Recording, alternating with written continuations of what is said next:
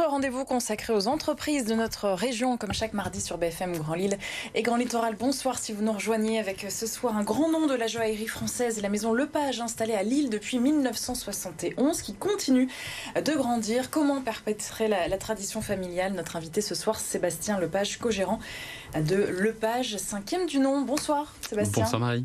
Et merci d'avoir accepté notre invitation. Jeanne du Journal des Entreprises qui nous accompagne aussi, notre partenaire. Bonsoir Jeanne. Bonsoir Marie, bonsoir Monsieur Lepage. Bonsoir Jeanne. Et nous reviendrons sur l'une des actualités justement du JDE en fin de magazine.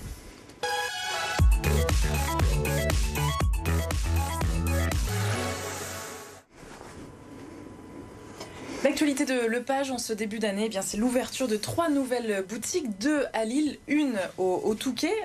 Pourquoi ça correspond à l'évolution du marché, des nouveaux défis pour vous et la maison Lepage? Exactement. Alors les 3 ouvertures qui ont lieu en décembre répondent à des nouveaux besoins. D'une part, nous avons le marché des magasins monomarques qui s'installe. Donc là, nous avons ouvert notre premier monomarque avec la maison Tag Heuer à Lille. Un autre pop-up au Touquet avec la maison Tudor. Et enfin, un magasin dédié à l'horlogerie vintage avec l'enseigne que nous avons créée qui s'appelle Time Collector. C'est une forme de diversification, le fait d'avoir ces magasins, entre guillemets, franchisés avec des grands noms quand même de l'horlogerie? Alors c'est une tendance qui s'installe depuis maintenant pratiquement 2 ans. On a déjà eu des ouvertures en France sur Paris, Lyon, Bordeaux, Marseille. Il manquait Lille, voilà, et ça permet en fait aux marques, donc là en l'occurrence à Tag Heuer, de pouvoir affirmer son ADN et de pouvoir présenter à nos clients, si vous voulez, un écosystème complètement dédié à la maison de Tag Heuer.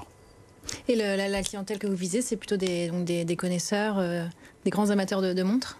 Alors nous, on vise des gens qui n'auraient pas forcément l'idée de pousser la porte de notre magasin multimarque, mais qui connaissent la marque Tag Heuer. Voilà, donc l'idée c'est de s'adresser au plus grand nombre, donc aux néophytes qui ont envie de découvrir la marque dans son univers, mais aussi aux connaisseurs qui ont envie de découvrir des pièces un petit peu plus particulières qu'ils pourront retrouver dans cette boutique. Et notamment aux collectionneurs sur cette partie vintage, c'est un marché qui marche très fort. La montre ancienne? Alors le vintage, c'est une tendance de fond. Aujourd'hui, on estime que le marché, c'est à peu près 20 milliards d'euros en 2023 et qui continue à croître de manière très, très importante. Il est adressé par des gens qui sont ou non des professionnels du secteur. Donc nous, chez Lepage, on pense avoir toute légitimité pour amener notre expérience sur le secteur de la seconde main. Et c'est ce que nous avons fait avec le lancement de cette boutique.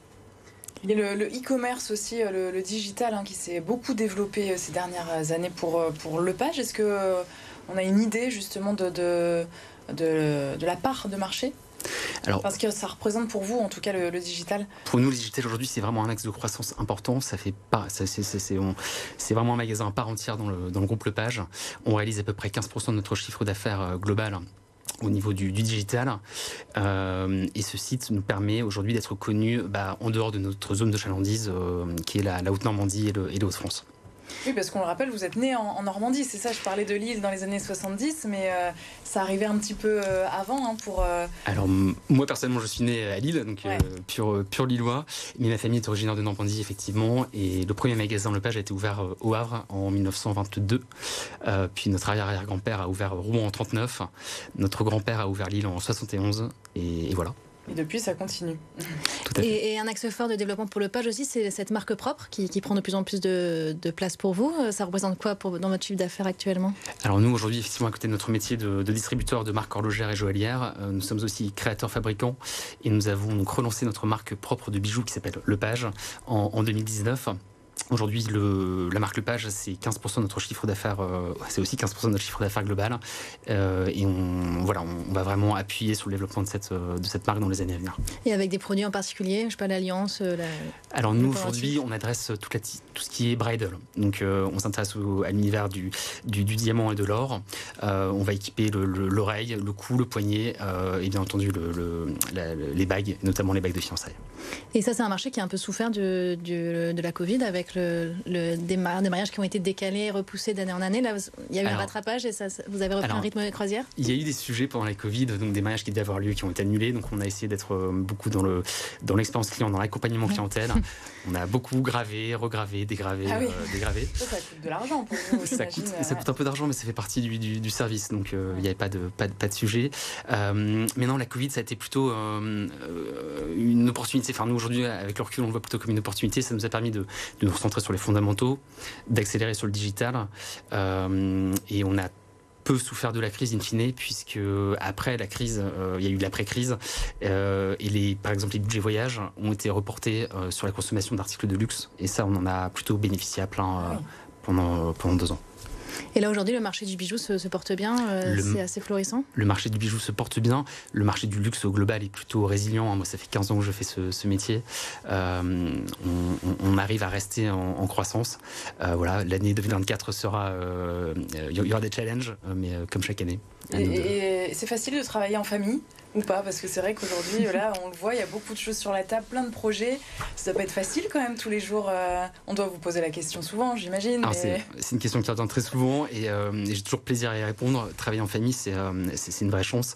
En fait, il faut bien comprendre que quand on est associé, que ce soit avec un membre de la famille ou avec un tiers, il faut que ça se passe bien. Chez nous, c'est le cas. J'ai la chance de travailler avec ma sœur et mon frère. Parce que c'est votre ADN quand même, la famille, depuis complètement. toujours. Non, complètement. On est un groupe indépendant, géré par la famille. Et aujourd'hui, ça se passe très bien. On est une répartition des tâches qui s'est fait naturellement. On se fait tous les trois confiance et ça nous permet justement de pouvoir lancer et réaliser plein de projets. Alors quelle perspective peut-être de chiffre d'affaires ou de croissance là, pour 2024? Vous êtes déjà sur les prévisions avec ces projets qui viennent de naître? Nous sommes sur les prévisions effectivement. On anticipe une croissance un petit peu plus modérée que sur ces dernières années. Voilà, on a un objectif de croissance compris entre 5 et 10%. On a aussi des sujets de croissance externe. On a racheté un confrère l'année passée en Normandie. Donc là, on vient de finir les travaux. On vient de relancer la machine. On a un beau projet qui arrive sur le Touquet. On a ces 2 nouvelles boutiques de Lille qui vont aussi nous permettre de gagner des parts de marché. Et on a à côté la marque Lepage qu'on va essayer de faire grandir. Merci beaucoup Sébastien en tout cas d'être venu jusqu'à nous, la maison Lepage donc, qui continue de se développer. Vous restez avec nous pour l'actualité du JDE. Merci.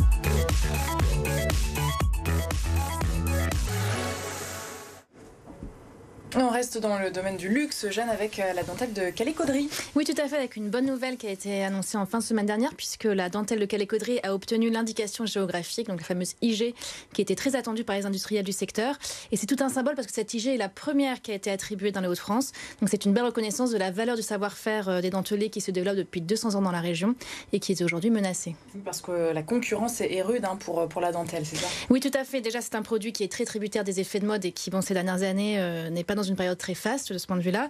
Et surtout, elle subit la concurrence de la production asiatique, qui est évidemment de moindre qualité et qui n'hésite pas à contrefaire carrément les marques et les motifs de nos denteliers. Donc les 8 entreprises qui sont concernées par cette IG vont pouvoir mieux protéger leur création contre les produits importés en France et puis dès 2025 en Europe. Elle représente 400 salariés pour un chiffre d'affaires en tout de 19 millions d'euros à peu près. Chez nous, du coup, oui, dans la région. Employés, salariés. Ouais. Merci beaucoup. Jeanne, article complet à retrouver bien sûr sur le site du JDE. On se retrouve la semaine prochaine. Merci à tous les deux. Demain, votre magazine J'aime mes jeux, bien sûr, avec l'actualité olympique à moins de 6 mois des JO.